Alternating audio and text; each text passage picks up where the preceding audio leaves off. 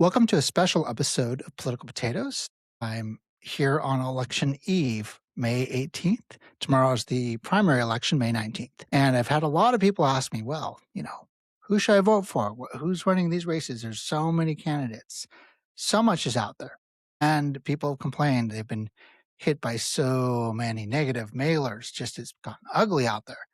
And so they're looking for some information on you know, who some good information on who's running and why or why not they should support someone. So let's go through it. I'm going to start with the gubernatorial race, the race for governor. In this race, you really have Governor Brad Little's running again for reelection. He's obviously the favorite to win.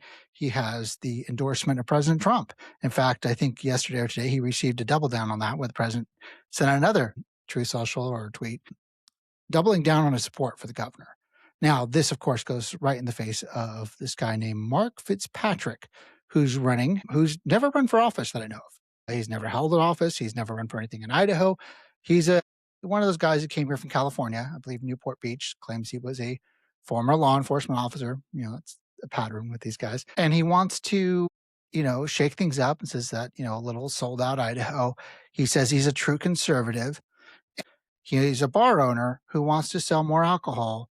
So he wants to, and the only way he was able to salvage his business that was failing was to engage in extremely hateful, dehumanizing marketing campaigns. So he ran an event called which I coined the Straight White Pride event, called it the Heterosexual Awesomeness Festival, whatever you want to call it, where he, during Pride Month, wanted to flex and show everyone that he really doesn't like anyone who isn't straight, white, and Christian. Very interesting. This guy has gone on to then promote things like flat earth theory, which is well documented and verified in his own posts. He's not trying to back away from that. He's made very critical remarks about members of the LDS faith. He's also, let me see here. I believe there was a quote where he was talking about praising Hitler, right? Doing a poll on would you rather see, Hitler or something else? And he, when asked by Jewish Republicans, right, who were not okay with anti-Semitism, who were members of the party here in Idaho, he refused to take it down, wouldn't back down. He's, in fact, my understanding, he was excommunicated from the Christian church in Eagle he helped start because he would not stop being so anti-Semitic.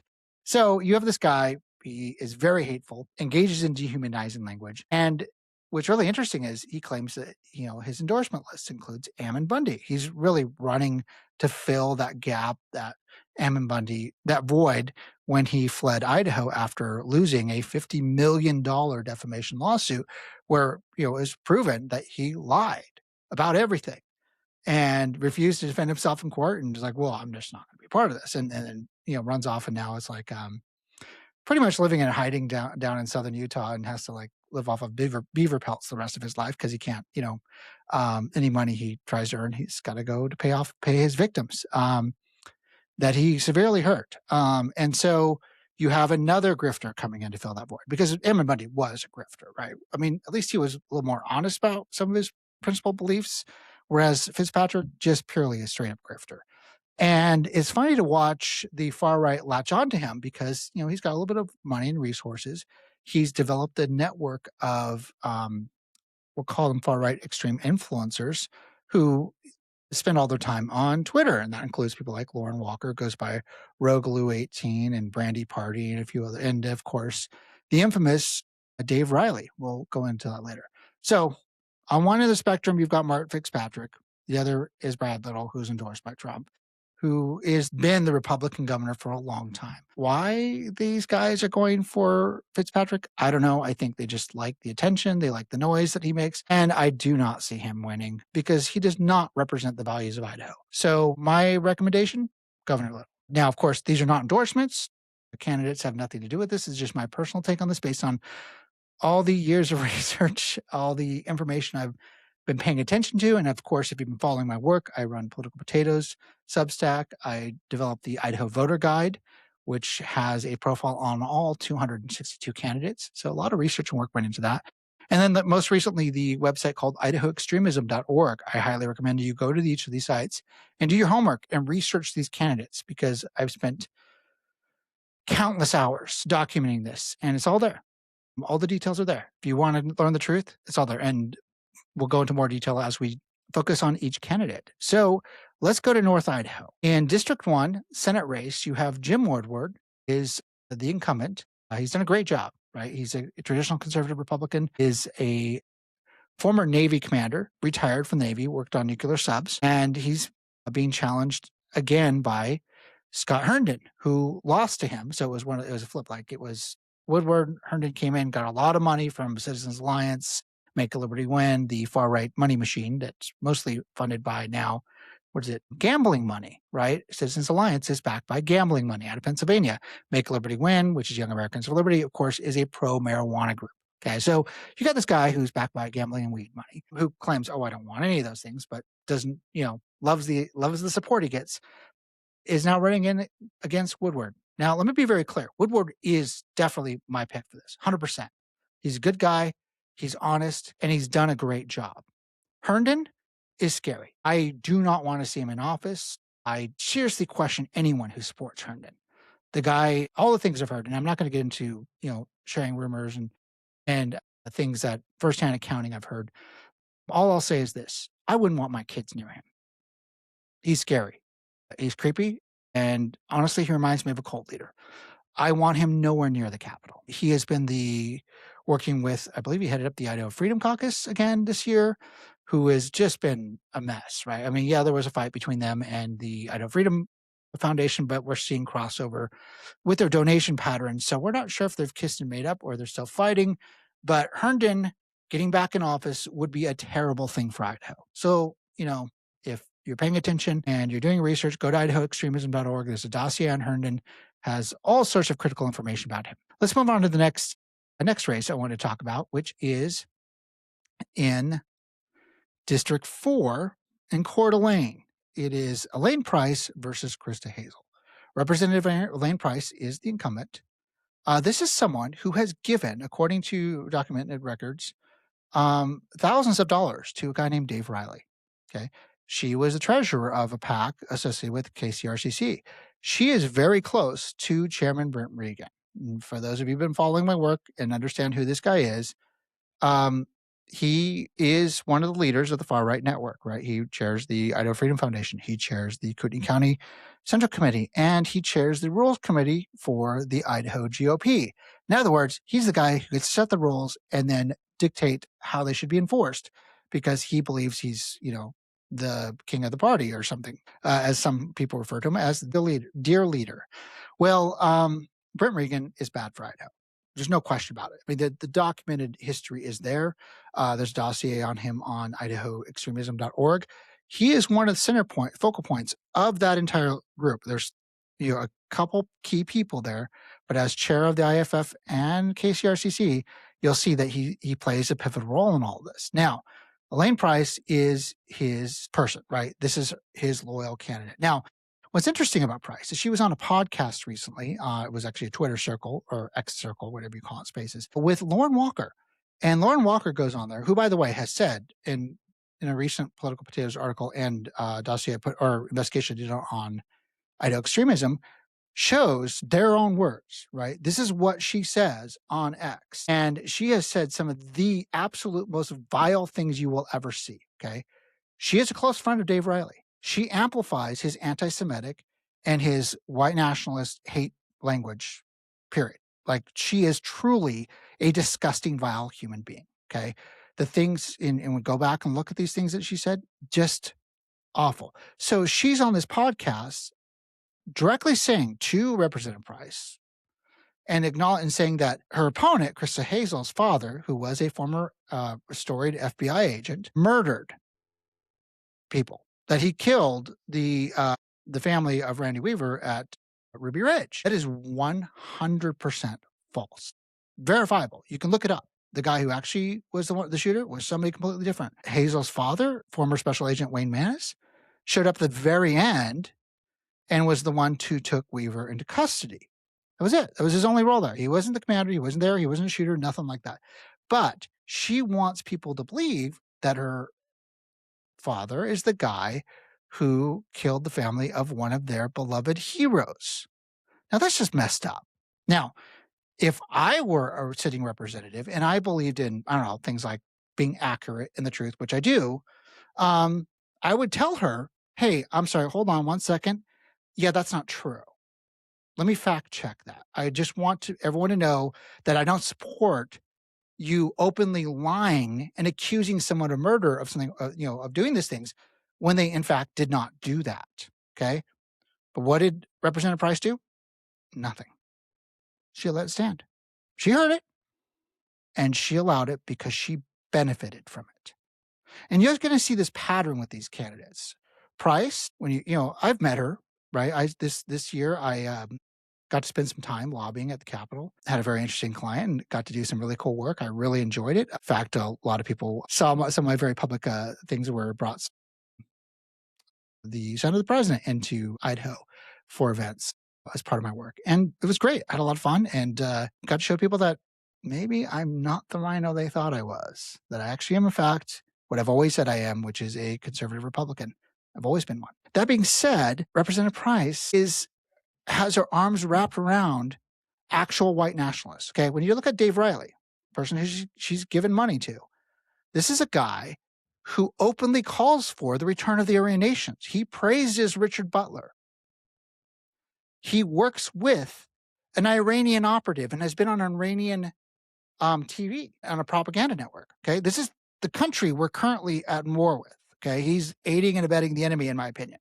I don't know what you call that, but that's not okay in my book. That's certainly no patriot. And here he is running around with one of those Hezbollah scarves, openly praising Palestine and slandering the Jewish people, constantly saying how much he hates Jewish people. In fact, at Marcus Fitzpatrick's event, he was there doing a broadcast, not only talking about his hatred of Jewish people, but also basically saying, in his words, disparaging Black people in Idaho, that, he's glad there aren't very many of them. And there are too many in his opinion, which when you look at this, it's just 100% wrong, right? That is dehumanizing. That is not who we are, especially as Republicans and as conservatives. And once again, common thing you'll see is they'll say, you're not a conservative. We are the true conservatives, right? Look at Price, look at Fitzpatrick, these guys. That's what they'll say.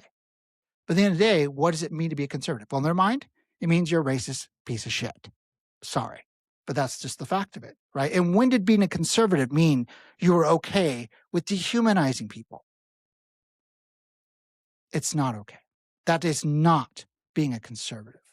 I'm sorry. So Elaine Price, fake conservative, running against Krista Hazel. Now, Hazel helped found what's called North Idaho Republicans. North Idaho Republicans is a group that started a few years ago to counter what was going on at North Idaho College. So Brent Regan and his goons, who, by the way, let me just paint a little picture for you how things work up there.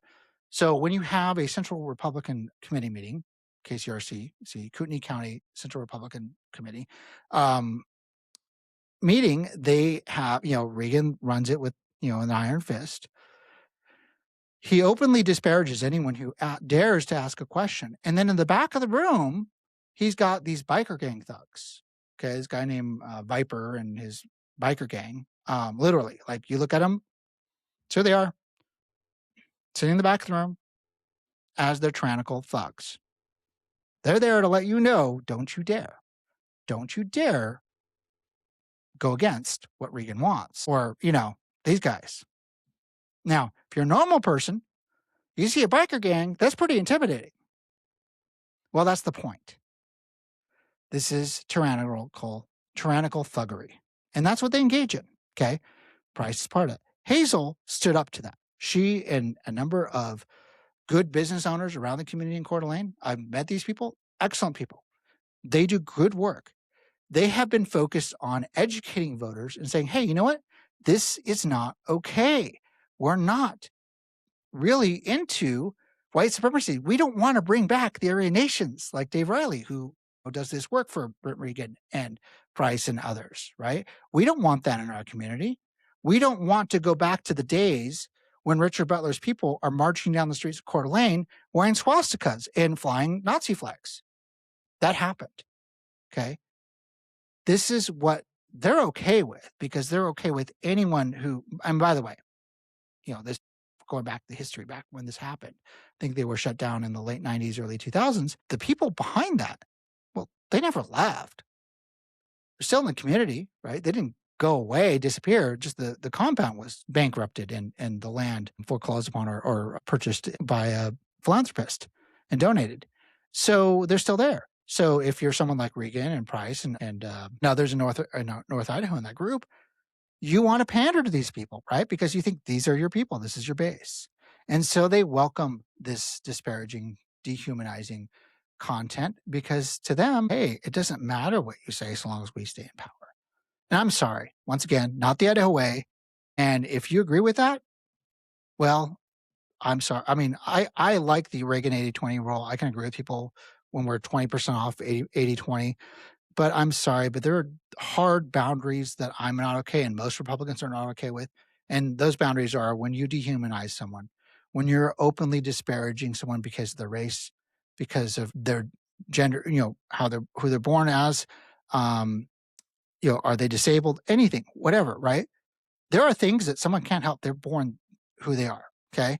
And if you're going to sit there and disparage someone over who they are or where they're born or what, I'm sorry, that's just not okay. Because at the end of the day, we look at the Constitution, how our founding fathers created this country, and that is not the spirit of liberty. That is not the spirit of freedom, right? We are all equal people under the law and should be treated as such. And unfortunately, these guys are fully willing to go against the Constitution. So Hazel's group, the North Idaho Republicans, stood up. And as a result, because she led that fight against them, or not fight, which is education and reform, she was openly attacked. Okay. So Britt Regan shared her social security number on the KCRCC's official social media pages.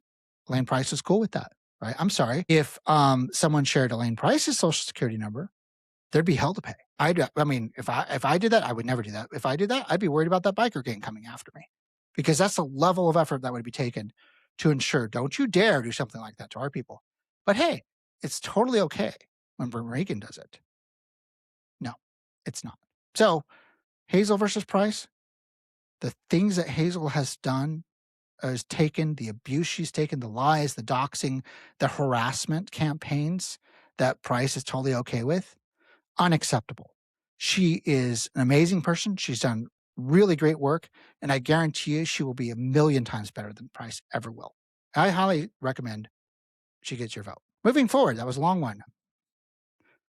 Let's see here. Oh, okay. Let's look at District 6, which is in Moscow area. You have this guy named Colton Bennett.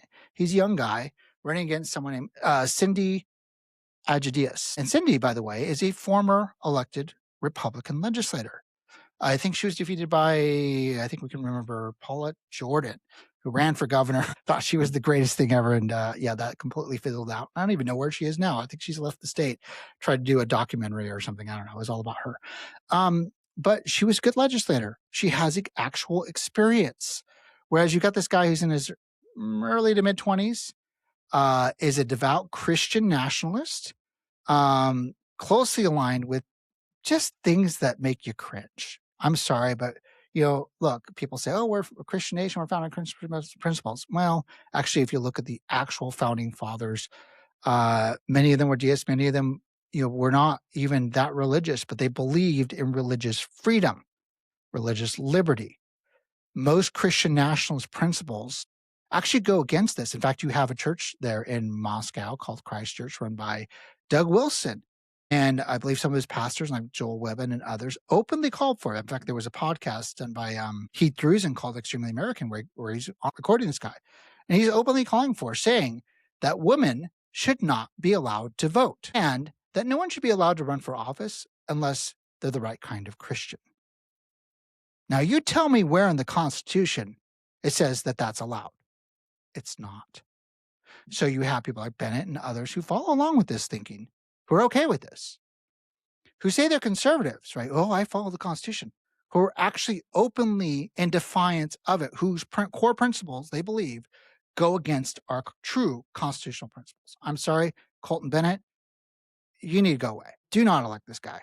You look at his, in fact, what's really interesting is a lot of his content, because he's really trying to lean into that extremist militia, the vibe behind the grievances around Randy Weaver, is posting about Ruby Ridge constantly. Why? Dude, let it go, man. It was before you were born. I'm sorry. My support would go to Cindy in District 6, Moscow.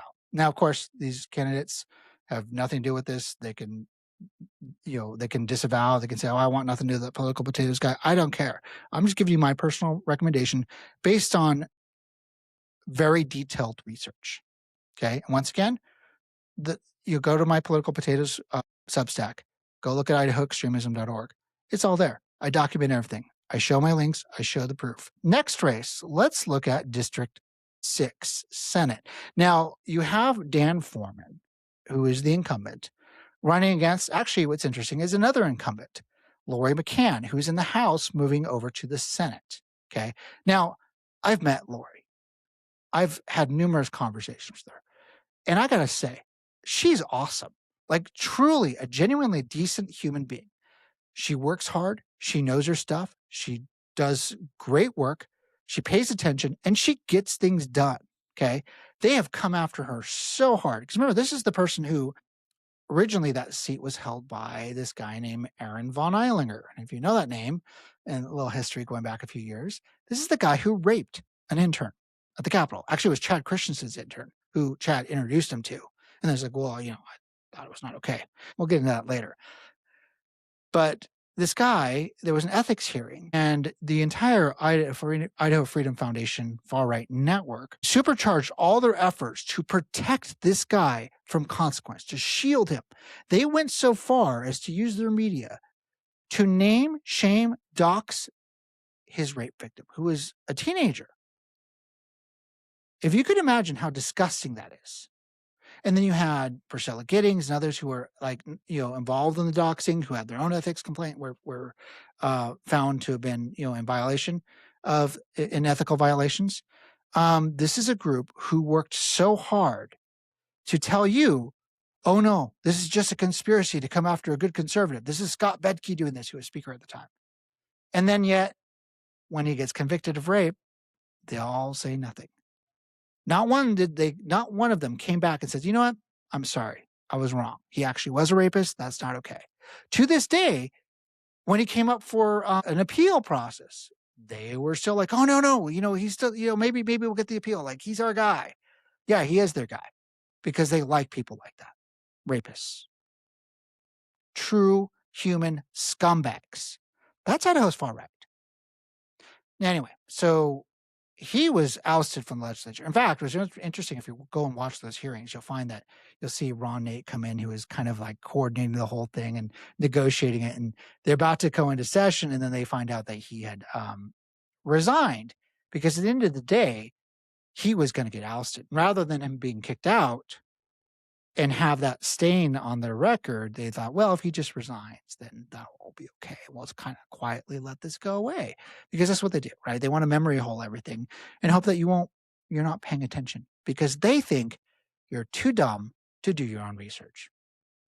And that's why they do what they do. So that's the story behind von Eilinger. That left a vacancy, and the governor appointed Lori McCann to fill that spot. She's been amazing ever since then. It's been a few sessions now. She's running against Dan Foreman in the Senate. Now, let me talk about Foreman. Interesting guy. What was it, 2 years ago or a couple years ago? He's in a debate with Democrats, Republicans, this whole thing.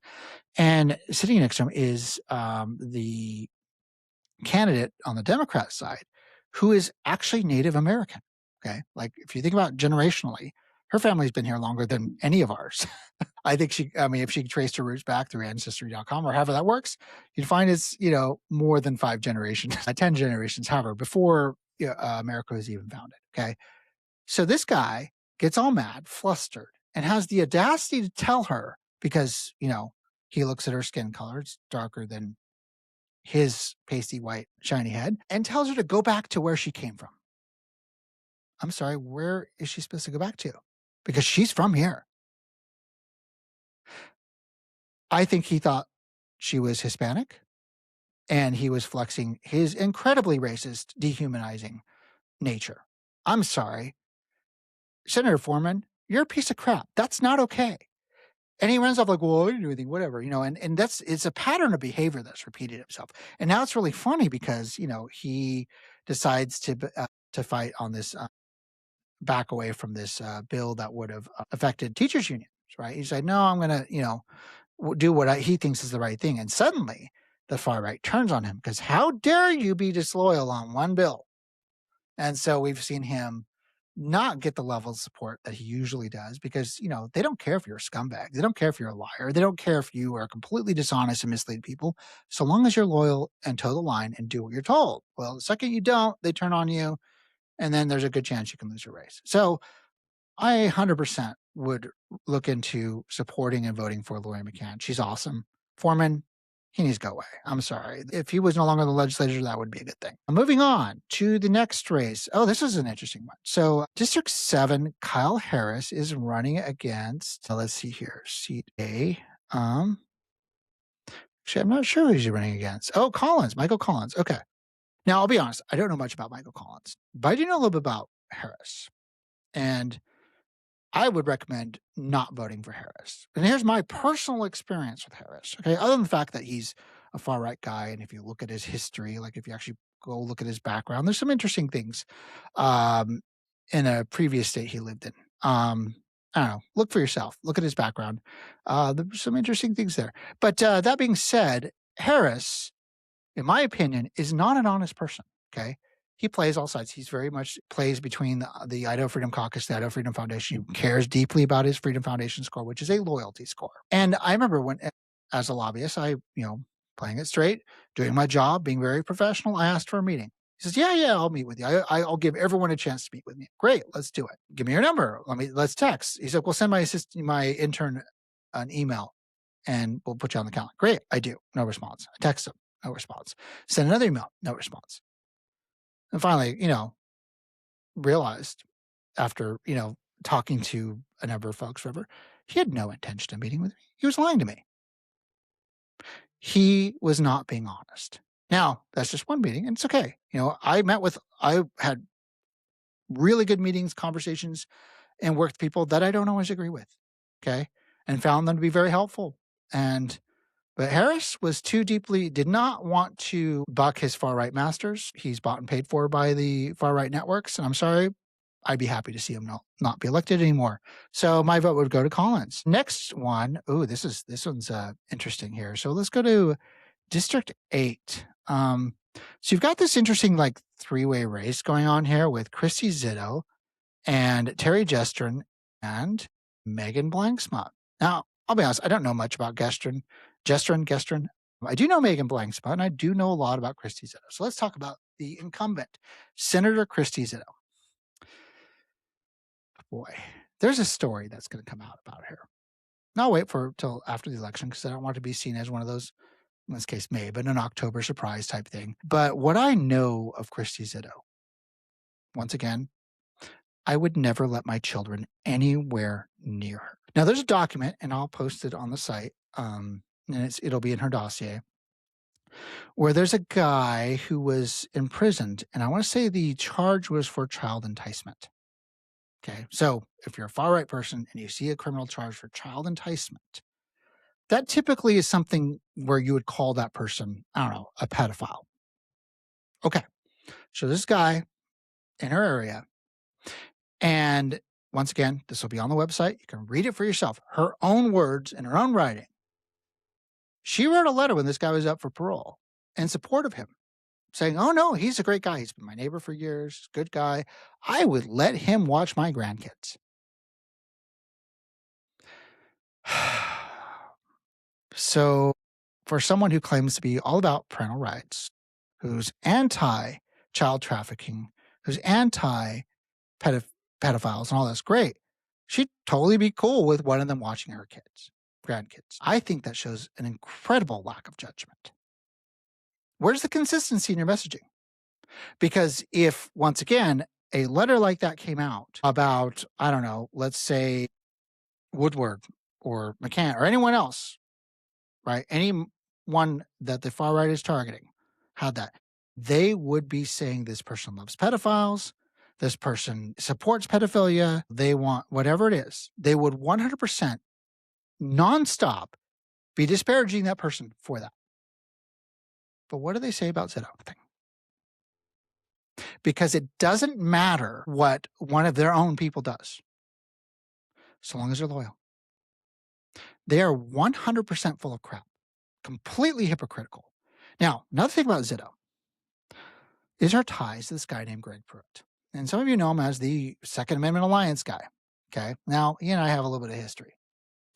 It goes back a few years. Back in 2020, there was a podcast that came out called No Compromise. And it was a 6-part investigative series where it documented the extreme level of dishonesty, shadiness, and their financial grifting by this group called the Door Brothers. They're based out of Missouri, Iowa, wherever. Each one of them has their own state group. So they have their own state groups called like Iowa Gun Rights, Iowa Gun Owners, Missouri Gun Owners, Georgia Gun Owners Alliance Associate, whatever. They all the same kind of mishmash names. And they'd have these, X 100,000 Facebook followers because they're all about, building that group. But then when you look at the content, it's literally the same content posted on every single Facebook page. And they just pop up new ones like, I'm the state policy director for Wisconsin gun rights. I'm the state policy director for Utah gun rights or Wyoming gun rights, right? Except for it was one guy doing multiple states. My favorite story is there was a very conservative state senator from Iowa who gets up on the floor of the Senate chambers in Iowa when they're passing their own constitutional carry bill. And he led it. And he said, hey, I want to know who in this room got a phone call, text message, or spoke to Aaron Dorr about this bill. No one. He's like, oh, because this guy is out there trying to claim credit for the constitutional carry bill. And he's like, yeah, he didn't. They lied. This is how this group operates, okay? This is a guy who Aaron Dorr would show up at the Iowa State Capitol with a suit and tie, shoot a video. Hey, I'm at the Iowa State Capitol, and I'm here at the start of the session, blah, blah, blah. We're talking about all these gun bills, whatever, blah, blah, blah. Then he'd like change his shirt, change his jacket, or change his tie, go to another part of the building. I'm back at the Capitol today and do another video. And then do it again, do another costume change. Do this like 4 or 5 times. Okay. Same day. Then he'd leave. Then he would post these videos throughout session as if he was there. He wasn't. He never showed up back at the Capitol again. All the legislators on the podcast confirmed this. Like he didn't come back. It was so shady of him. Okay.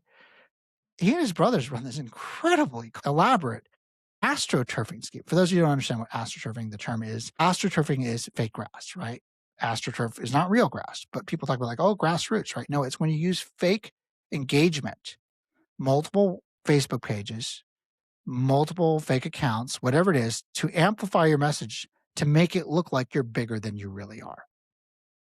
This is a common tactic of the far right. You'll see it all the time. AstroTurfing is a big part of their playbook, okay? Now, I bring up the Door Brothers. What does that have to do with Idaho? Well, Greg Pruitt of the Second Amendment Alliance is an affiliate, not just an affiliate, like he literally worked for and was trained underneath Aaron Dorr. So his first job with him was to run Wisconsin Gun Rights Group, where he's the state policy director for Wisconsin firearms or whatever. Then he moves to Idaho and he's still doing the Wisconsin thing. Like he's not even showing up in Wisconsin, but somehow he's the guy running gun rights in Wisconsin. Okay. And then he's in Idaho. And then at the same time he's in Idaho, then he's trying to run Wyoming and Utah and Washington. And guess what? They all kicked him out. Couldn't stand the guy. So now he just has Idaho, like he's always had the Idaho Second Amendment lines. So this podcast was going through and documenting exactly how these guys operated. They were interviewing board members. And this board member they interviewed, and they're sitting at a cafe, is like, hey, I've got the corporate filings or the nonprofit filings. Did you know that you're listed as the treasurer or the president or whatever named document as a board member? And the guy's like, what? I never signed anything. That's how they operated. And so Pruitt, this podcast exposed the whole thing wide open. And Pruitt is named in the last episode. They called him the one-man propaganda band, which is so perfect for who he is. And here's the thing. That podcast won a Pulitzer Prize for outing this group. Now, Pruitt was not happy that this podcast came out.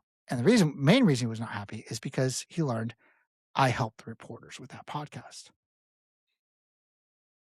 Well, yeah, Of course, they needed their revenge, and so they came after my family. They did all sorts of terrible things. It's all documented in a website called chadchristiansen.org with the entire bogus lawsuit they set up and recorded call that Chad Christensen was on all this. It was 100% designed as retribution. How dare you tell the truth about us?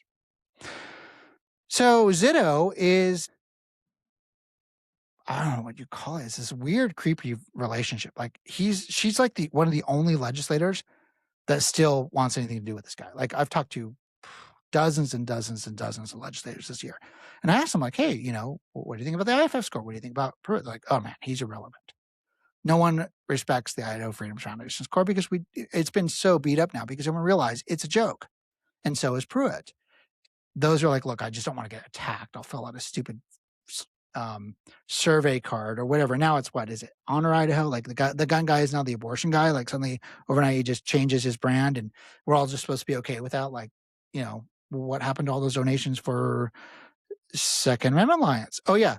He's sending them to this guy, Aaron Doors, paying him $90,000 a year of those donations from Idahoans for gun owners. For what exactly Pruitt did, I have no idea. Like he didn't actually, not effective, right? But he's like, oh no, I'm fighting for you for gun rights. Whatever. Like, I'm sorry, we're good. Like everyone in Idaho already owns guns. I have tons of guns. Everyone here, we're all conservatives. We all love the Second Amendment. We don't need you, dude. Like we're a very gun friendly state. You're literally like doing stuff that nobody even needs anymore. You're just trying to justify your existence. Anyway, Zito, who's just not that bright of a person. I've seen her videos. I've watched her for years, what she's doing.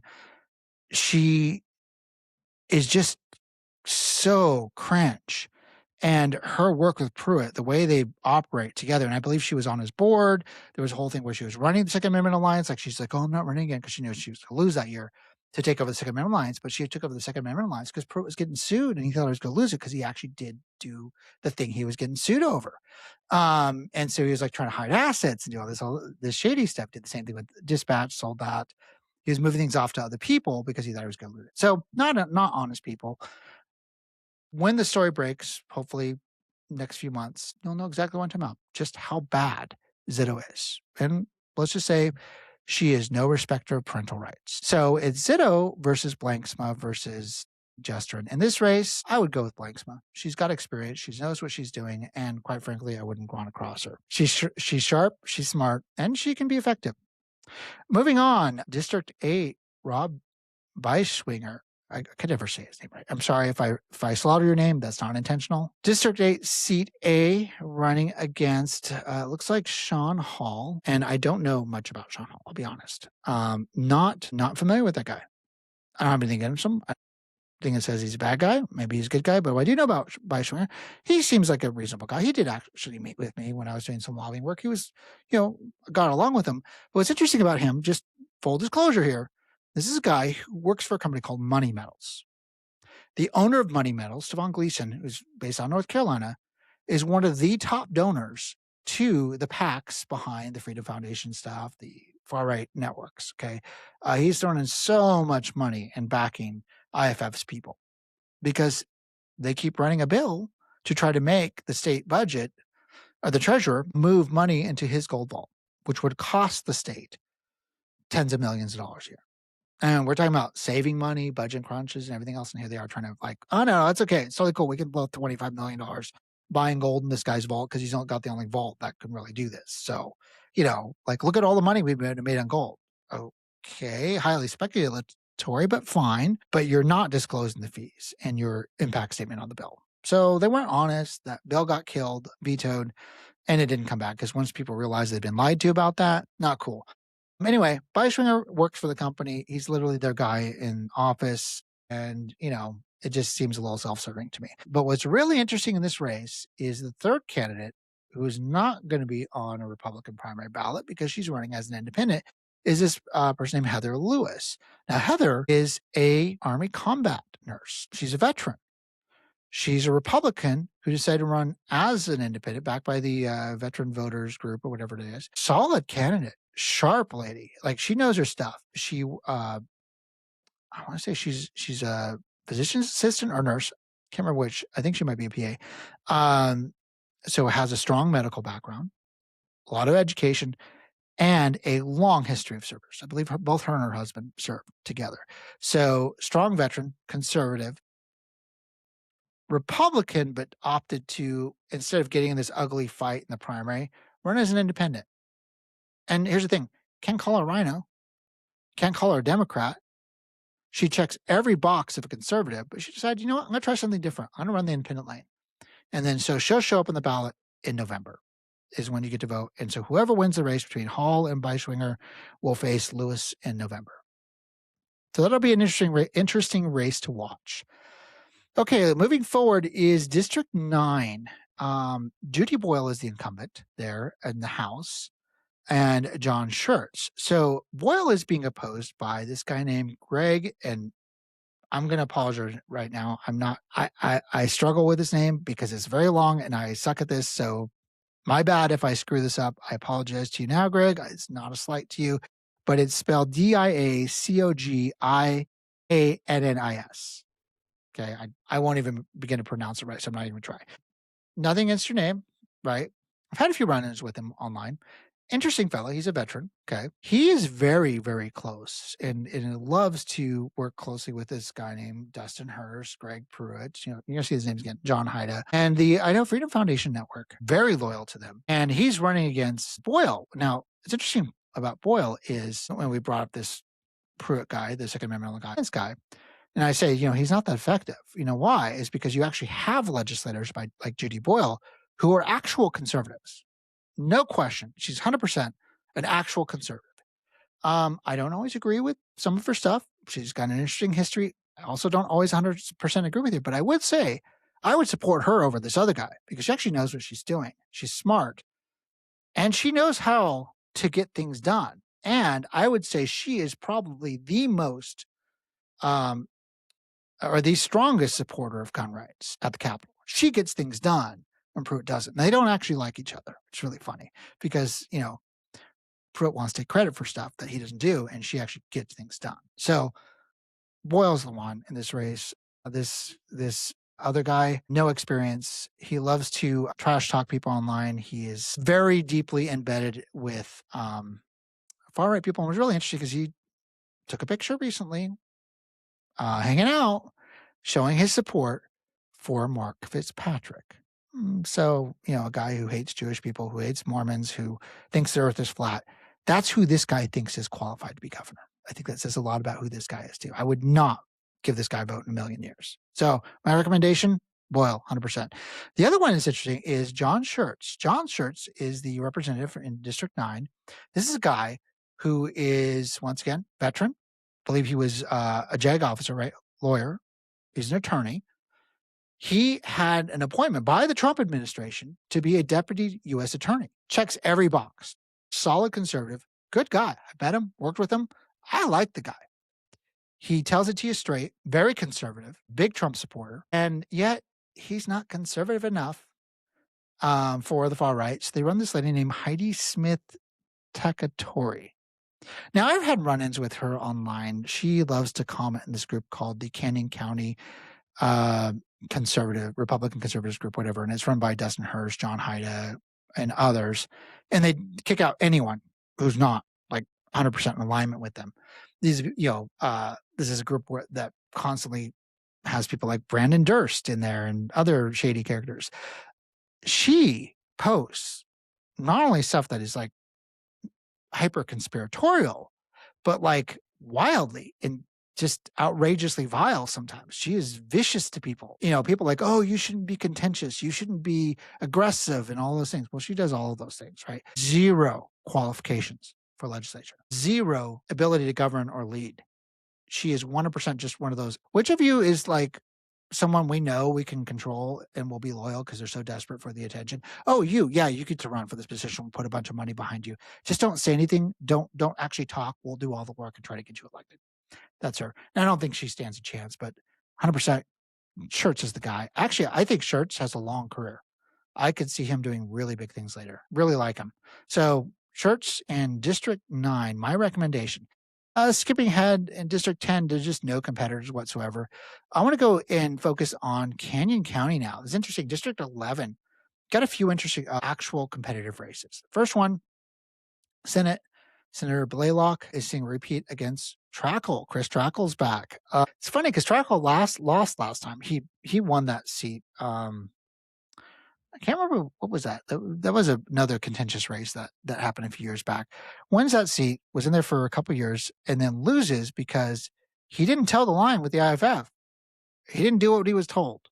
Bucked them on a couple of things, and so what did they do? They pulled their support, and then he loses to now Senator Blaylock, who is the daughter of, former party chair Tom Luna and also former state superintendent. So you've got a family history there who is very deeply involved in politics for many, many years. And Senator Blaylock has a lot of experience. She's a hospital administrative executive, long career, very capable person. I've spoken with her on multiple occasions. I think she's sharp. She knows her stuff. I would recommend her over Trackle, who, by the way, has a little bit of an anger management problem. I don't trust him. I honestly not really feeling safe around him. A lot of people don't. Don't vote for Trackle. Sorry, no. Next race, Lucas Kaler versus Debbie Geyer. Kaler is the incumbent. Kaler won by 60-something votes last time. It was close. But he had the support of Young Americans for Liberty. And I think Citizens Alliance helped put money into him as well. So he's one of those guys who just sits back in an armchair like, okay, well, once again, like that Heidi lady, like who's the least capable person we can get in this office? If they just shut their mouth, we'll just run the campaign for them, do all the work for them, and get him elected. That was Kaler, right? Tons of money went into Canyon County to support them. He, along with Marmon and Tanner and others, ran with this guy, John Haida, who's helping run their campaigns, I believe, who runs this group called Stop Idaho Rhinos. And they were running on the most dishonest, deceptive marketing campaign I'd ever seen back then. He's put up billboards against Julie Yamamoto, who's a well-beloved conservative woman, a strong Christian lady who the community really liked her, right? She'd been in the community many, multiple generations, and puts up a billboard saying that she wants to put porn in schools or porn in libraries. Then he photoshops. Now he loves to use AI, fake AI images, because nothing about these guys is real, of her face on a Playboy magazine.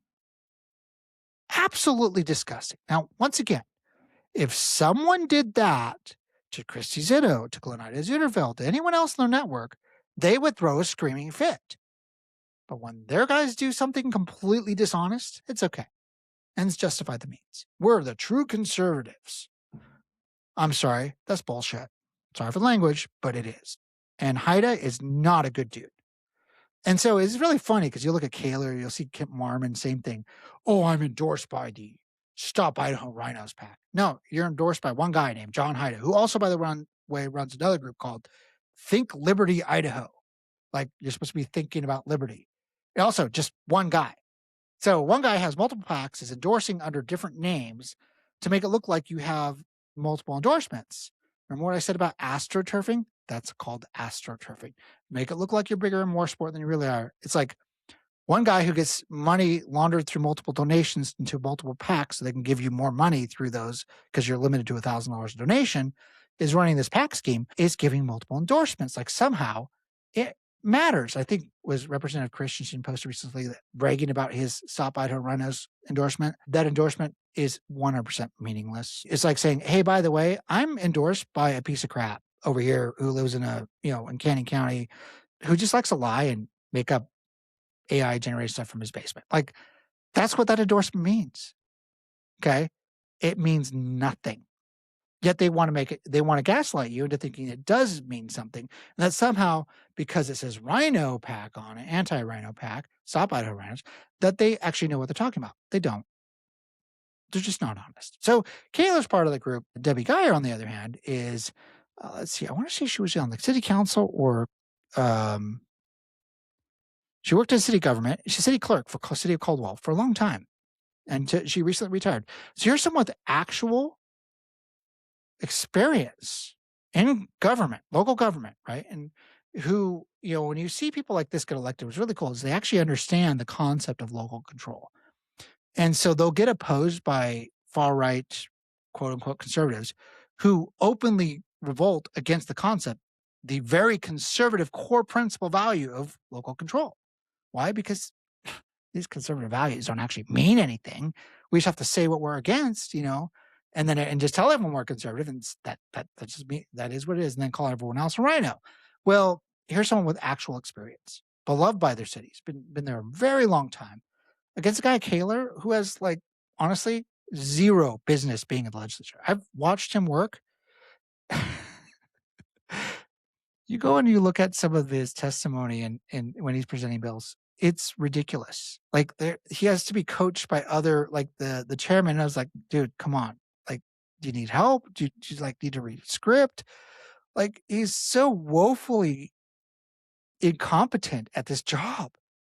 He should not be in there. Now, I won't get into the more personal stuff and once again, unfounded or sorry, not unfounded, but claims about him that I can't repeat with that until, first person sourcing actually goes on the record and says it. This person, what I know about him, disgusts me. Like completely vile. If people knew who this guy really was and what he does, you'd be like, hell no. But I can't say it. So I won't. I focus on things that I can prove. So I'm not going to repeat things or say something until I have the ability to factually show you with the proof.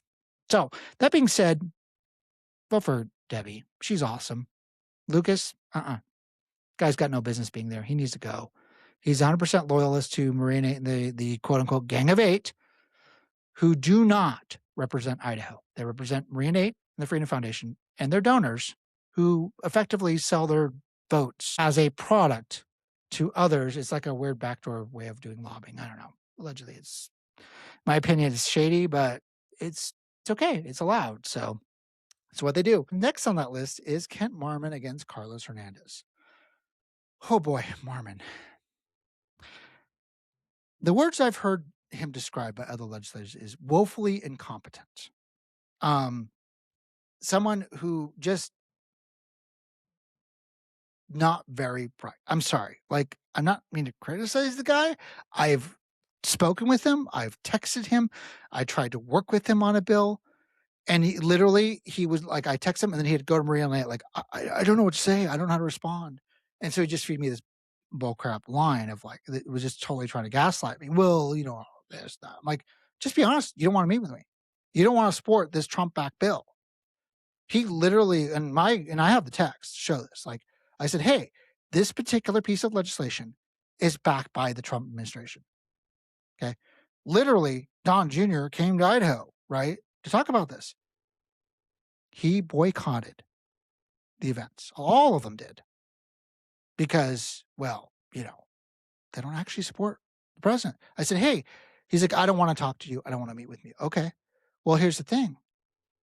Your voters, and let's be honest, Idaho Republicans voted for President Trump at, I want to say it's 69, almost 70% of Republican voters supported the president this last election cycle.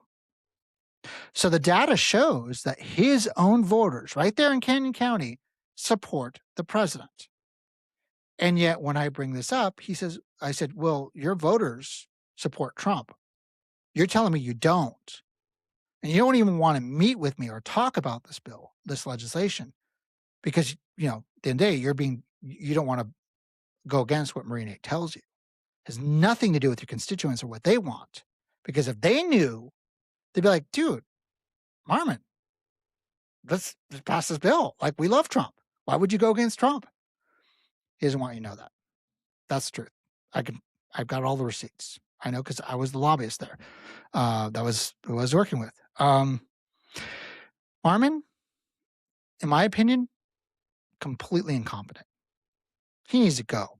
Now, I don't know if he will. I don't know if voters are going to fall are going to support his opponent. This Carlos Hernandez, I've met him a couple times at a few Canyon County events, Republican events. Nice guy. Seems like a good conservative guy. Whatever. I don't know that much about him. Seems nice. But I would love to see anyone but Marmon get in there. I don't know if that'll work, but you know what? If he gets reelected, good. Gives me 2 more years to tell everyone just how horrible and awful and incompetent Representative Marmon is. Next, I know I'm not being nice. That's okay. We'll get through this. We're more than halfway through this. Let's see here. We went through District 11. Let's go a little further down. Oh, hey, District 13. There's this guy named Steve Tanner. I remember going to the Canyon County Republican Women's Forum a couple years ago. I just moved into the Star area, Treasure Valley from East Idaho, where I'd been since 2013. And they're doing this forum. This guy, Tanner, gets up and just so confidently says, well, I'm endorsed by Stop Idaho Rhinos and Think Liberty PAC. Now, if you've been paying attention, you realize that's John Haida. Like, he's literally bragging about being endorsed by a guy who puts Julia Amano's face on a Playboy magazine and billboard saying she wants porn in schools. All 100% verifiably a lie. My name's Steve Tanner, and I'm endorsed by a liar. That's what he's saying. But apparently he's not bright enough to realize that's what it is. Now, it's interesting because this is a guy, and I just received some really fascinating information. I'll be able to post later. It shows that he may not have always been a Republican. Now, what's the cardinal sin if you're running against a quote unquote conservative? Oh, well, you didn't vote for Trump. You were a Democrat, or you are a Democrat. Well, what if they learned that Representative Tanner used to be registered as a Democrat when he lived in California? And then he moves to Idaho, registers as unaffiliated, and does not register to be a Republican until the first time in 2022. Wow. If it was anyone else that wasn't in their camp, they would destroy him for that. Oh, he's a Democrat, because once you're a Democrat, you're always a Democrat. Oh, but they're totally cold. Dersh, who is a former Democrat state senator who keeps running for things he keeps losing for, who now claims he's a Christian conservative or a Christian nationalist. Yeah. It's called people see where they think the power is and where they can get elected, and then they change their behavior, their ideology, whatever, to match that for the sake of fulfilling whatever narcissistic dream they have. I don't know. Tanner, not exactly who he says it is. I'm not impressed. He is running against Cody Daffer, who, by the way, I think seems pretty sharp. Nice guy. I could see him being more effective than Tanner, and also won't be beholden to the far right networks. So moving forward, skip ahead a few more races to that's interesting. District 23, which is the Kuna area, you have Chris Bruce versus Melissa Durant. Okay. So this one's a little more nuanced. Chris Bruce is backed by more moderate organizations like IACI and Majority Club. He's also backed by the Idaho Freedom Foundation and their PACs and Citizens Alliance. He's like backed by everyone. Why? Because the money that went in to defeat Melissa Durant, which of course was a lot, it was like 200,000. It was a ridiculous sum 2 years ago, because she did not support school choice, which, if you live in a rural community, makes sense because there aren't private schools in all these rural communities. So why would you support it? Okay. They needed their guy in there, and Bruce was their guy. So he's backed by school choice money, and they're doubling down because they want to extract another $50 million as soon as they can to expand the voucher credit, school credit, choice credit thing, which, by the way, they're not answering questions about. The data seems to be hidden. No one wants to talk about what's really going on with that money. And so I would love to see an audit of that. I think we all would. As a conservative, I would want to see where our taxpayer dollars are going, how they're being spent, because I wouldn't want to see what happened in Minnesota, right? We talk about the fraud there. I would hate to see a system like this be abused. So until we have full accountability on the system, let's, be careful. And in this case, like, Bruce is a nice guy. I mean, he seems okay. I don't have a particular issue with him, but I think Durant actually is a better candidate, my opinion. But that's just my opinion. Go with what you want. That's that. Moving forward, you have, Magic Valley. This is where it gets really fun and interesting. Okay, let's start with the first race, District 24 Senate. Glenida Zuderfeld versus County Commissioner Brent Reinke. Sorry if I'm saying your name wrong. Now, Brent, long history of government service. Not only is he county commissioner, but he oversaw the Department of Corrections under Governor Otter. So he understands budgets. He understands the business of running the state. Okay. This guy gets it. Now, let's look at the polar opposite, Glenida Zuderfeld. Now, I'm This whole video, and it's been a long one here, I have not held back, and I'm not gonna hold back on Glen Ida. I'm sorry. So this is like Maria Nate. Maria Nate is the wife of Idaho Freedom Foundation president Ron Nate, who, by the way, got me in trouble, what caused all the grief that my family's been through. Since 2018 is when I helped Doug Ricks defeat Ron Nate in Madison County, and his backers and the Freedom Foundation have been after me ever since. Unsuccessfully, actually. They've tried, have not taken me out. Nice try, guys.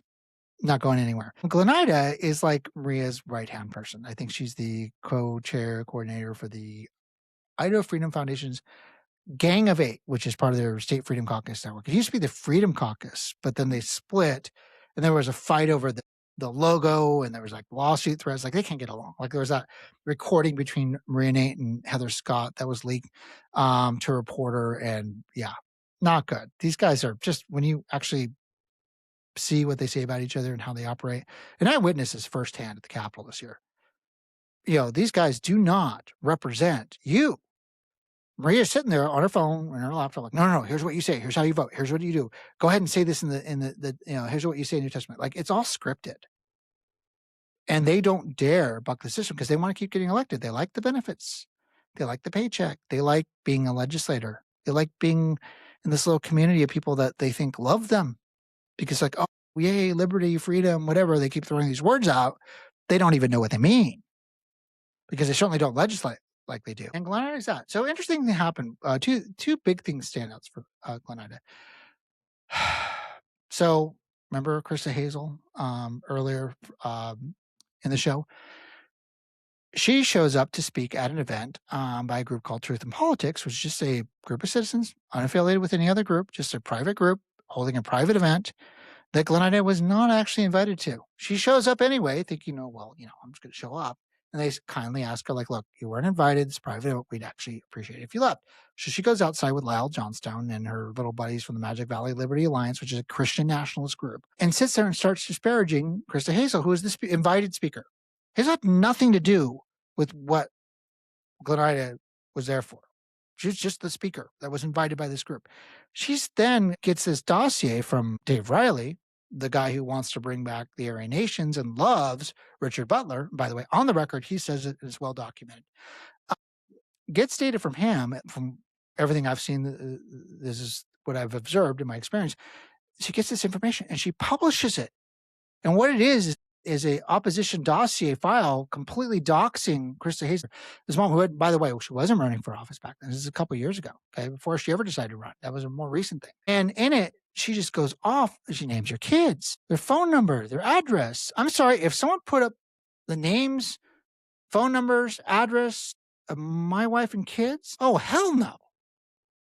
That is 100% not okay. You do not dox people. And the fact that a sitting state senator did this and nobody held her accountable makes me sick to my stomach. I'm sorry. Glen Ida should have, that's the sort of thing that in any other state, she would have been brought up on ethics charges and been forced to resign. She would have been kicked out for that. But no. Substack, right? Where she posted this on her Substack. Substack pulled it down because it was in violation of the terms and conditions. You don't dox people. She then only backed down because Hazel got an attorney and sent her a cease and desist letter because she was threatening a lawsuit, as she should have. Oh, and then Glen Ida's like, well, it's not my fault. Look at me. She called it lawfare. Oh, I'm under attack. I'm the victim of lawfare. I'm sorry, Senator Zuderfeld. That's 100% bullshit. Sorry for the language, but you're so full of crap. That is not okay. You don't do that to people.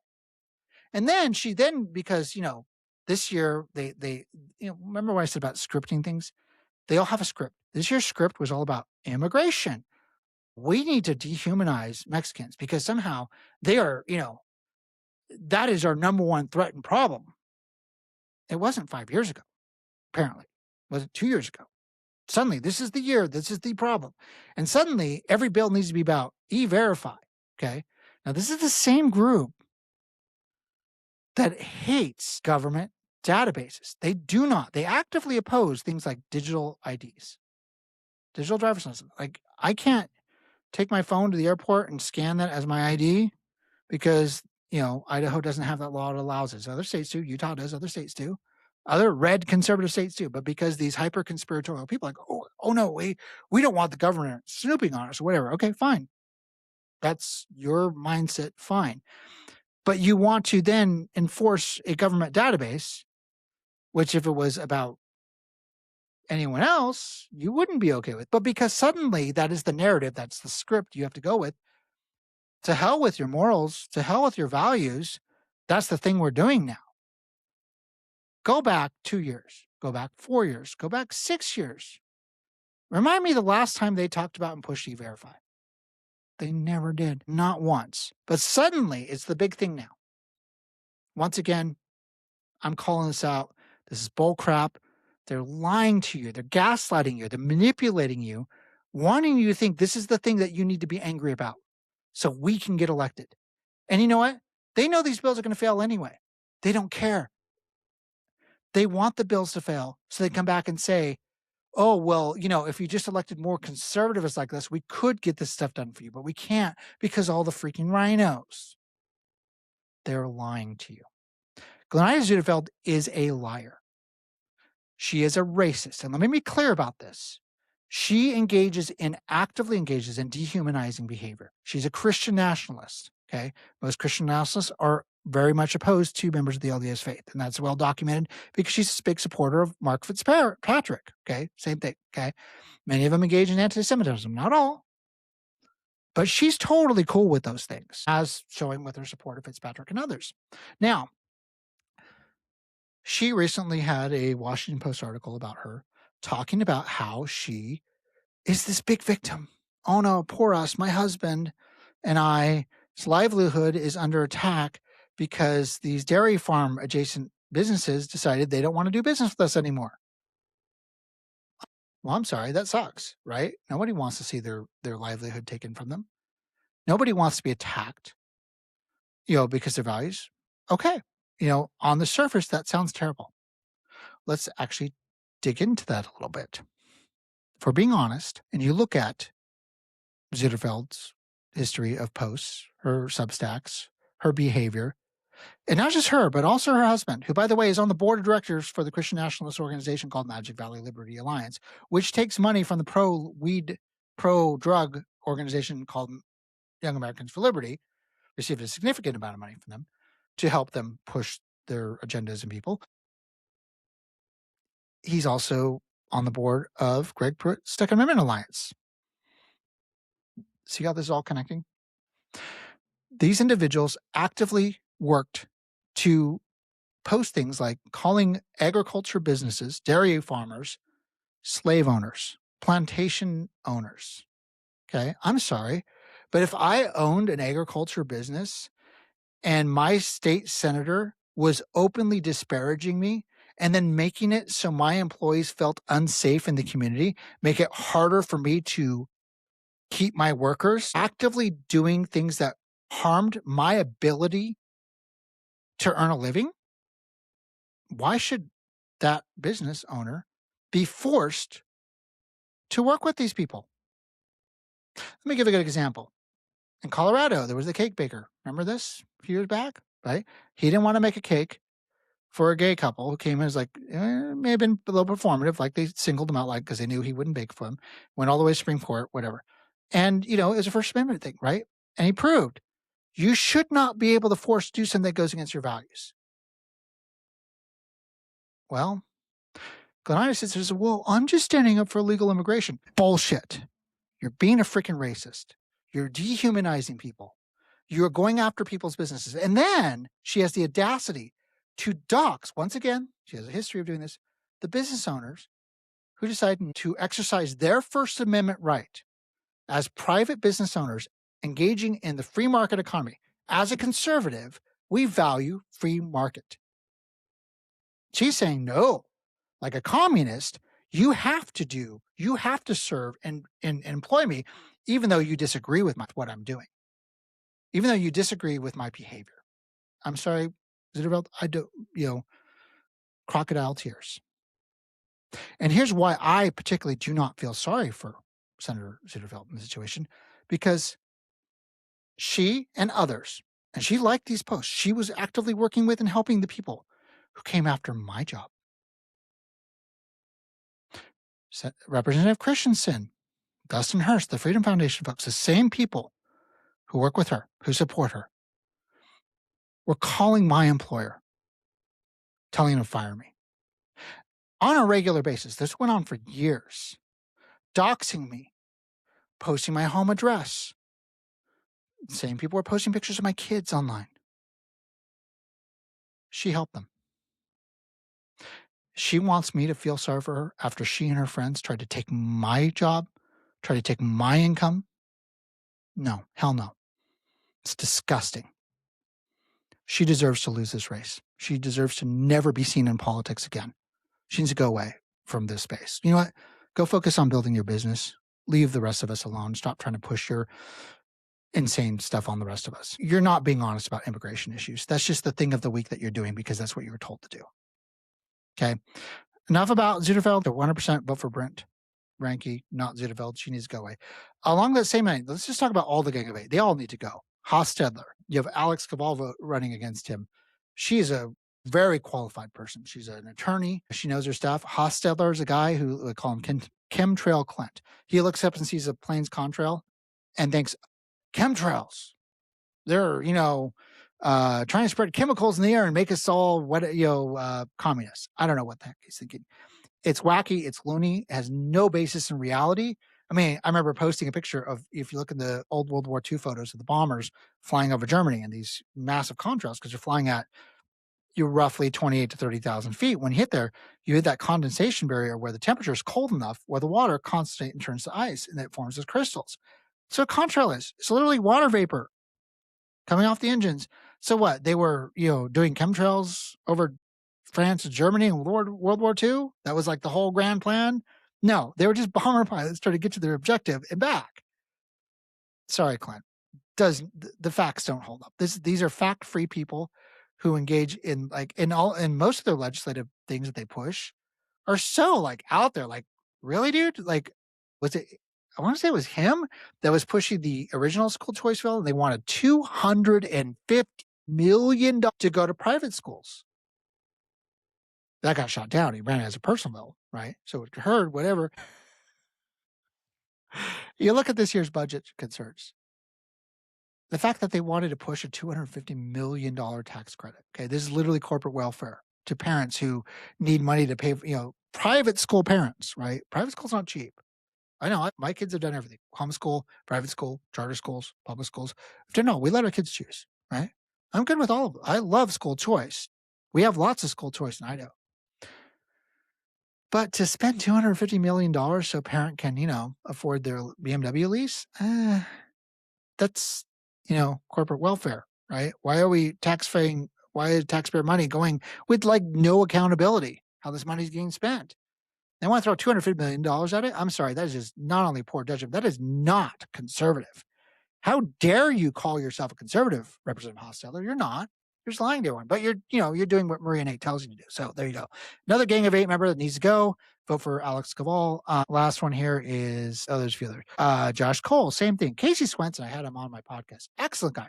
Here's a guy who's a former prosecutor, an attorney, has long roots in the community, not some guy who just, Hostetler just moved here few years ago and then 5 minutes later is running for office.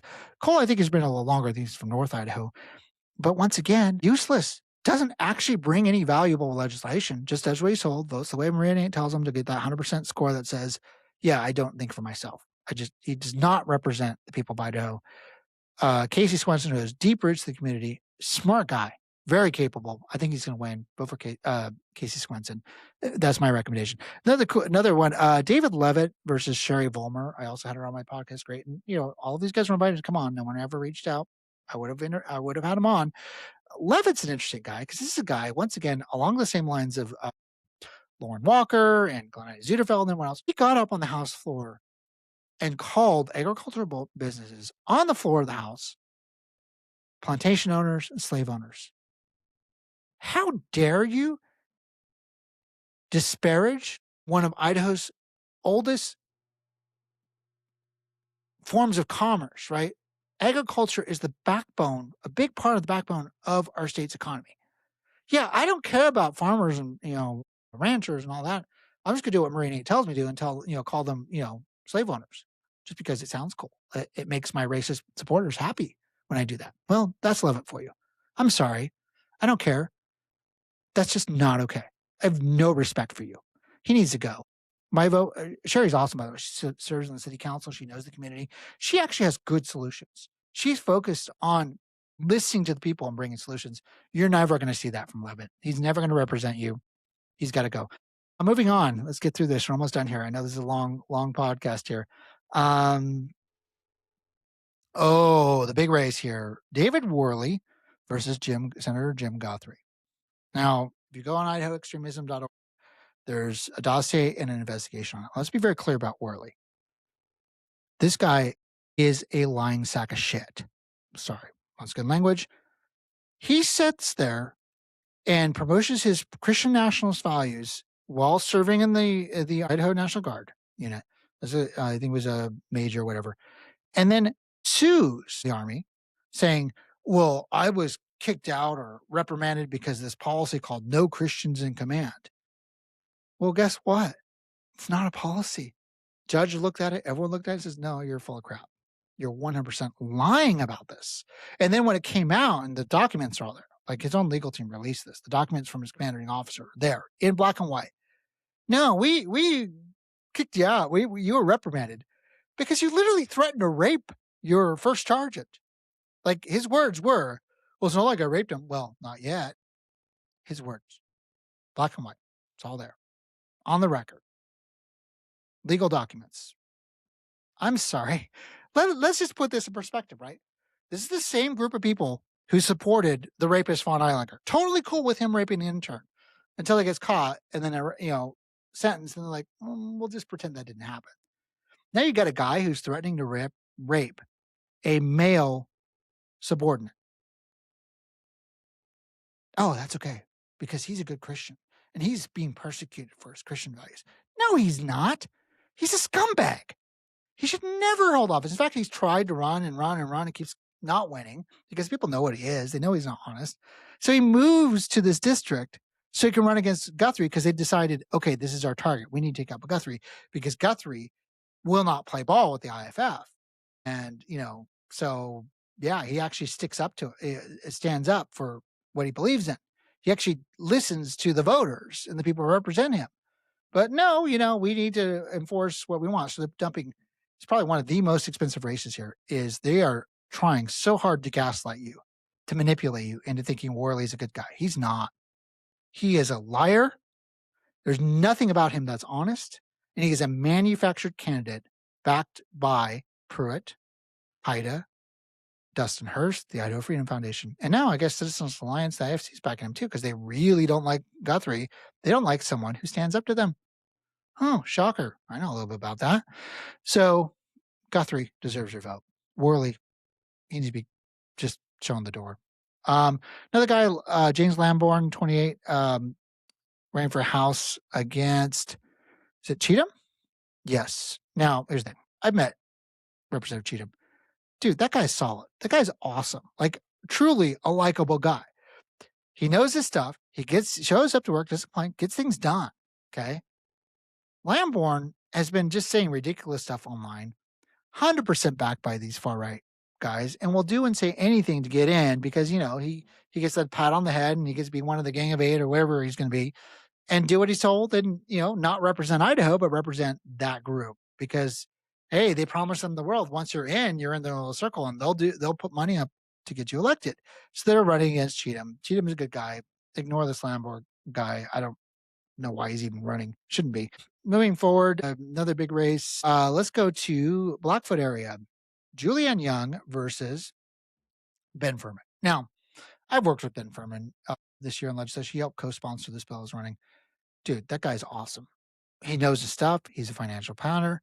He does the math. He crunches the numbers. He can, like, when you ask about water issues, he knows down to the acre foot level of where things were and where things were historically. He knows his stuff. He knows policy. He can speak to it and get things done. but because, he's a target and they really want their Julianne Young because, she's, as I've heard her described, Mary Poppins, right? Nice, sweet lady, good, whatever, spoonful of sugar, but will shiv you in the back. Like, do not trust her. Now, here's what's interesting. She comes across as a really nice, sweet lady, smart. I'll give her that. She is actually more capable than most of the far right people I've run into. Okay. Well educated, she knows her stuff. But here's the thing, she's smart enough to know to work with this network and yet not disavow when that same network who's backing Mark Fitzpatrick, who's pouring money in to help her through a pro gambling group. Will she disavow any of that? No, she doesn't care. So long as she gets into power again, because that's what it's all about for them. I do not trust her. I never did. Stay away from her. Furman's awesome. He's a good dude. Vote for him. Another one, Julie Van Orden's awesome. I've known her for years. She's an amazing person. Really knows her stuff. This guy, Ethan Neff, no one's ever heard of, like suddenly shows up, moves here, 5 minutes later is running for office backed by the Freedom Foundation networks. Yeah, no, never trust that. That's so many red flags there. Don't vote for this Neff guy. I want to talk about Carrie Hanks versus Rod Furtis. Another rematch. They're so desperate to put Hanks, and she's like another Christy Zitto. Just so cringe. And let me give you a story. And I'm going to say something right now. And this is going to, some people might get offended by this. Some people are going to feel uncomfortable with this. But a few years back, there was a Facebook post by this guy named Landon Hanks. Very public, okay, was out there. He admits that then Representative Carrie Hanks is his mother. And he made a very public accusation that was just heartbreaking, that he was sexually abused as a child by his own mother. Now, you can sue me over that. It's black and white. It was said. I am repeating what was actually said. Now, did that happen? That's the claim. That's what he said. Okay. Now, let's put this in perspective. If a similar claim was made about Representative Furman or anyone else who's considered a moderate against the far right, they would never let that go. They would be threatening for that person to be jailed. They would be threatening for that person to be prosecuted. It didn't matter. They're the enemy. They have to be destroyed. We've got the goods. That's the hook. Let's do it. But when one of their own gets accused of something heinous, the very thing that they say they're against, what do? Oh, well, he's got a substance abuse problem. He was a bad kid. He was this, whatever. He accused his bishop and he went to bishop and did this and the Boy Scout, whatever. Like, they just victim shame. It's funny. It's the exact same playbook, almost like the same script they did with Aaron Von Eilinger. They had to protect the abuser. So they victim shame. They dox. They accuse them.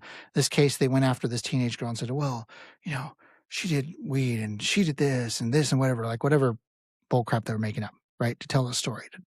To justify Von Eilinger's raping the intern. Can you trust them when they tell you that Hanks is a good person, that she didn't do this? I don't trust them at all. Do I think she did it? I don't know.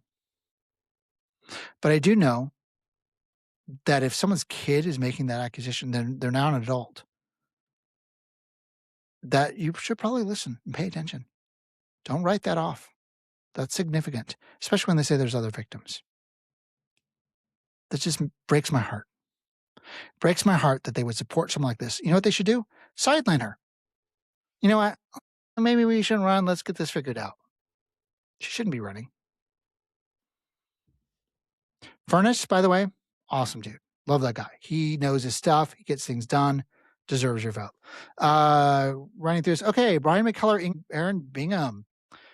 Don't know that much about McKellar other than there was some information that's come to light that he was pro-abortion till recently. That's interesting.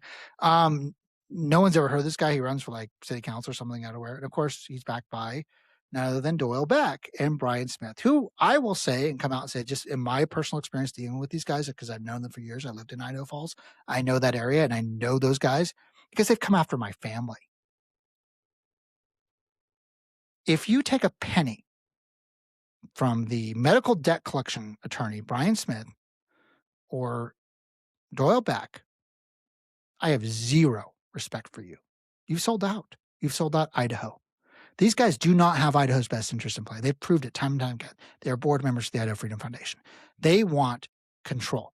What's worse is they believe, I've seen them, I've heard them say this, they believe that they should hold dominion over you for whatever reason, that they are anointed and appointed, whatever, that they should have that over you. And I'm sorry, that's not how this country operates. That is not a conservative principle. Holding dominion over someone else is not freedom. It's the antithesis of freedom and liberty. And they should have no business in Idaho politics, but they do. They have the money and they spend it. Spend a lot of money. It's crazy how much money. I would say over the past 10 years, though, it's probably been well over $1 million or $2 million. I don't know. It's a lot. And I don't know how and where all that money goes through, but they find a way to help fund these candidates. And McKellar is now benefiting from that financial pipeline against Aaron Bingham, who, by the way, has done a fantastic job. And I highly recommend supporting Representative Bingham. Along those same lines, you've got Kelly Golden running against Stephanie Mickelson. Mickelson has probably gotten some of the worst of attacks by the far right because she stands up to them. She's awesome. She does the work. I don't know who this Kelly Golden is other than she loves to take Doyle Beck and Brian Smith's money. Says everything you need to know about her. Sorry. Once again, take a penny from them. You're just as dirty as they are, in my opinion. Connor Cook versus Barb Ehart. Now, okay. A lot of people like Barb Ehart. They love her because she did one thing as her primary focus, which was get boys out of women's sports. Okay, that's great. We don't want boys in girls' sports. Awesome. How many boys were in actual women's sports in Idaho? Like, what, one or two? I don't know. It wasn't very many.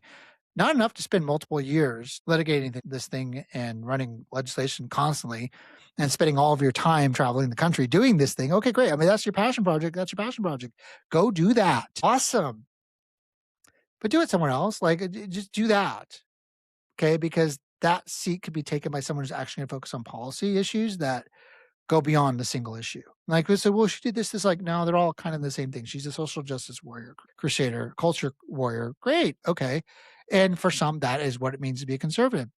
Okay. We can agree on a lot of things there, but how you go about that, not so much. And sometimes when you cross that line into being where people are actually getting hurt because of the way you're doing it, that's crossing the line of maybe we should do legislation that way. Okay.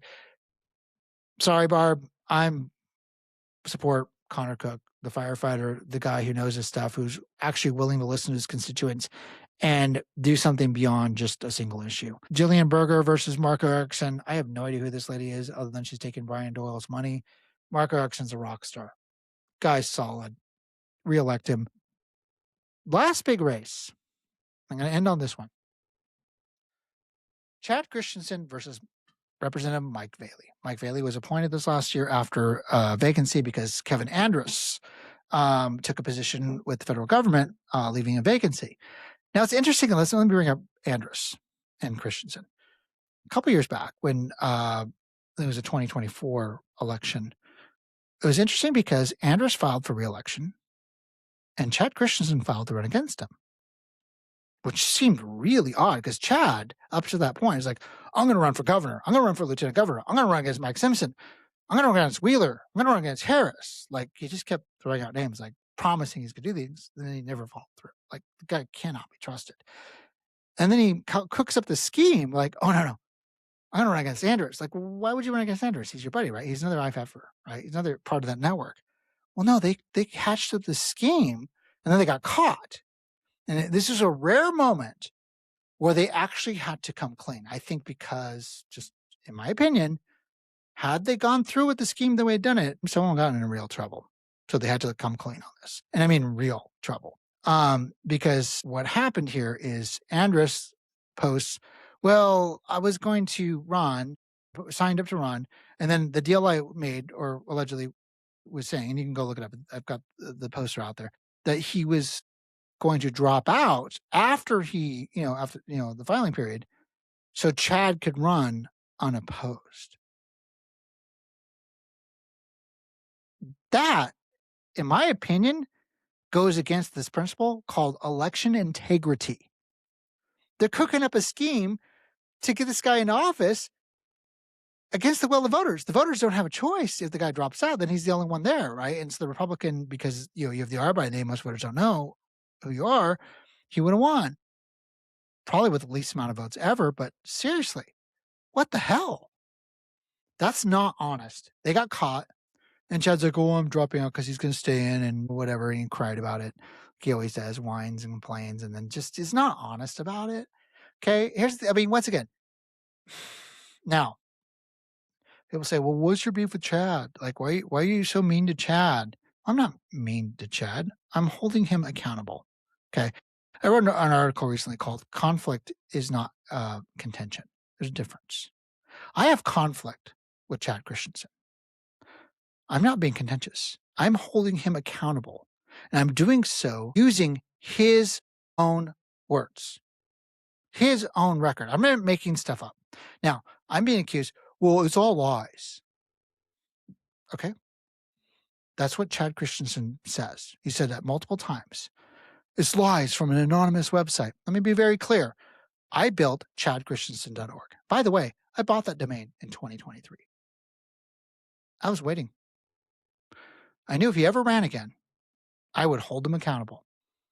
And I told him, I was very public about that. I would hold him accountable if he ever chose to run again. And he did. He consented. I gave him the opportunity. I was very clear. I was very transparent about this. I built a website. I put my name on it. You click on the About page, and in the footer, it has my name. So what did they do? They say, oh, it's an anonymous website. Did you not click on the link that says my name right there? Like, it was from the moment I launched it. So that was not honest. And they say that because they don't want people to see it. Well, if it's an anonymous site, well, that's shady. Then I don't want to go, I can't trust it. And then it's shady, and then they say it's all lies. Well, then, that's how they protect their followers from seeing the truth. You know who does that? Cult leaders. They need to protect their cult followers from seeing the truth about them. Well-documented cult behavior. Okay. So what this site is all the documented records from a lawsuit that Chad Christensen filed against me. What? Why is a representative filing a lawsuit against me? Now, here, let me be clear. I've never run for office. Okay. I have no intention. I don't want to be. I've got my own private business I'm trying to run, right? I'm trying to feed my family. I don't have time. I love when good people stand up and run, and I will support them 100%. Okay. But I'm also going to be critical of those who are lying to you, right? I'm in the lane of holding people accountable. And I do it with facts. I do it with verified sources, and I do it by telling the truth. That is my record. I dare you to prove otherwise. I dare you to, because you won't. Chad Christensen sued me because he said I lied about him. He said I called him a sexual predator. That's true. I did. And he lost that lawsuit because guess what? I didn't lie.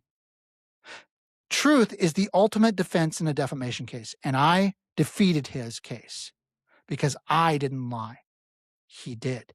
Now, you say, oh, I'm going to sue you, because, Discovery is going to get you. I'm going to get you with Discovery. Remember, one of the things that they said in Discovery was like, oh, we're going to get his laptop, and then we're going to just destroy him with it. Really, guys? What do they get? Nothing. Did they destroy him with it? No. What came out of that discovery? Fact, proving they lied about the whole thing. I literally have Greg Pruitt admitting to lying. I have Dustin Hurst admitting to lying. I have Chad Christensen admitting, well, yeah, I'm actually on the recording that my boss had, like coaching her how to record that phone call. You can't make this stuff up. I had the smoking gun. They sued me over a call that they set up. They secretly recorded. They lied to me about it to get me on the recording, and then released like a minute and a half in deceptively edited snippets of a 45-minute call they never released. Why didn't they release it? Because I told the truth and they didn't want the truth out there. He sues me over it because they thought by doing that recording and then giving it to my employer that would get me fired. In fact, they were talking about it. I have the text messages, and it's all on this website, shows, documented. They were talking because Discovery, once again, That's the thing about subpoena power, right? He opened himself up to it. He sued me, granting discovery. I got those text messages, copies of them, and it showed that they were actively talking about, "Oh, we're gonna get him fired over this. He's gonna get fired over this. We wanna get him fired."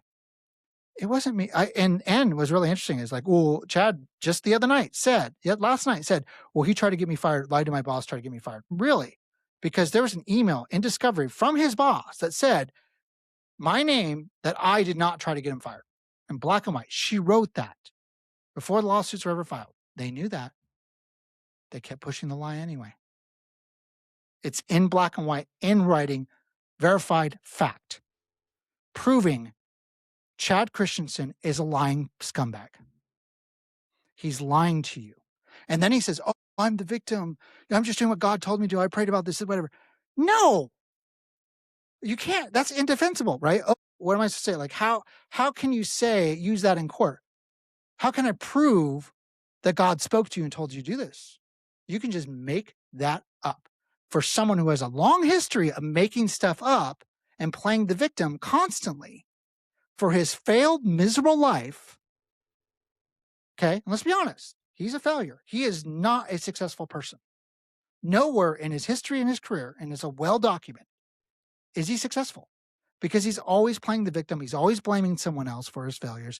And then he says, well, liberty and justice and freedom, whatever. Like those words mean anything other than he just keeps repeating them. Okay. They're throwaway words. They're word salad. He gives no actual solutions. Right? Look at that debate between him and Valey. It was a night and day difference who was qualified. Mike Valey, Representative Mike Valey, I met him, worked with him. Good dude, solid. Like that guy, there's a reason why he had a long, good, solid career doing the work he did. Very successful. Okay. Can't say the same thing about Chad. Guy can barely hold down a job. And I well documented this guy, I'm former law enforcement, right? He got fired.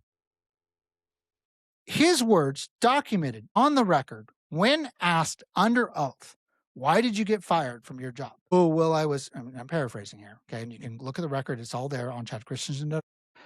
He said, well, I was fired for being too aggressive because I was leaving voicemail message. I was, filling up my parolee's voicemail box with voicemails with song lyrics, rap songs, which include lyrics of things saying like, I'm going to kill you. And the guy got mad. Like, hey, you're literally threatening my life. She's like, what? Oh, just whatever. It's like, no, dude, that's not okay. Like, he's on parole. He's done his time. He's trying to get better. And you're like, well, I think he's gone drugs, whatever. And I've now seen so many messages from people after I've released it saying, yeah, I was in law enforcement. I'd be called out to help Chad on something. And I'll be honest, none of us liked working with him because he's one of those guys, right? It just, no. So he gets fired for this. Then he tries to get hired on at Blackfoot PD. And he, once again, under oath on the record says, well, they looked at my record and they wouldn't hire me. Well, no crap. You're not qualified. You sit there and brag about something. Like, I don't know anyone who brags about their failures more than this guy. I'm sorry. I know I'm sounding a little harsh, but let me be very clear. This guy lied. He worked with people who not only lied, but they formed a conspiratorial group to initiate a setup to try to get me fired from my job. A career I'd built over 10 years. A successful career, working, one of East Idaho's largest employers that I was recruited to move to Idaho for. Okay. It was not a small job. They actively tried to get me fired. The same complaint I have with Glen Ida, right? They worked and conspired to cause direct financial harm to my family. They wanted to take away my ability to feed my kids because, we got to shut them up. We can't have someone telling the truth about us. How dare he stand up to Doyle Back? How dare he call out Brian Smith for being who they are? That's who Chad Christensen is. He hurt my family. Not only that, not only was the whole attempt to get me fired from my job, the significant amount of legal fees I had to pay to defend myself from his attack, from his lawsuit that he initiated. That, and let's be very clear, in discovery and also publicly, I was on Twitter. Greg Pruitt said after the lawsuit, said when someone asked him about it, said, "Well, yeah, Chad's lawsuit was a long shot at best." They knew it had no merit. They ran with it anyway. You know what that's called? It's called a SLAPP lawsuit, strategic lawsuit against public participation. Okay, it's lawfare, the thing that Glen Ida complains about. They complain about lawfare. So then, they run a bill, an anti-SLAPP bill, and they try to blame me as the reason for it, that I'm suing people, I'm filing SLAPP lawsuits. That's 100% not true. This is once again another principle that they're doing. It's called projection. They projected their dirty behavior on me and tried to blame, and it didn't pass because people called them out on that, right? Senators like, "Nah, you don't get to do that. That's not true." And then when I supported, because we do need SLAPP protection against what they were doing. You know who brought a ton of SLAPP lawsuits? I've been the victim of 2 SLAPP lawsuits so far. There's none other than Doyle Beck. You go back and look at all the people who's sued over the years. He used lawfare to silence people. It's literally in the court records. It is well documented in newspaper articles. What I'm saying to you is verified fact. And I've written about it. I have all the links. Go on Political Potatoes. It's all there. Okay. So here's the thing. Now, thanks to that bill, I have SLAPP protection. They try to sue me for telling the truth about them and try to do this again. They can't, because I can immediately go for a SLAPP action and I get reimbursed for those legal fees I didn't get last time because we didn't have SLAPP protections. They dragged my name through the mud for 3 years. They tried to destroy my family. They tried to run me out of town. Pictures of my kids were posted online. People were stalking me, posting my home address, threatening to show up at my house where my kids were. My wife had to testify in a court hearing for a stalking injunction. Telling judge, she was bawling. When this happened, I had to move my family out of town for that weekend to ensure that they were safe. Because Dustin Hirsch and Greg Pruitt threatened to show up at my house. Now, I know Greg Pruitt being the gun guy, right? The Second Amendment guys. So they talk about always being armed. So what am I supposed to do when 2 armed individuals who have been very clear to be malicious and hateful and want to destroy my life threaten to show up at my house?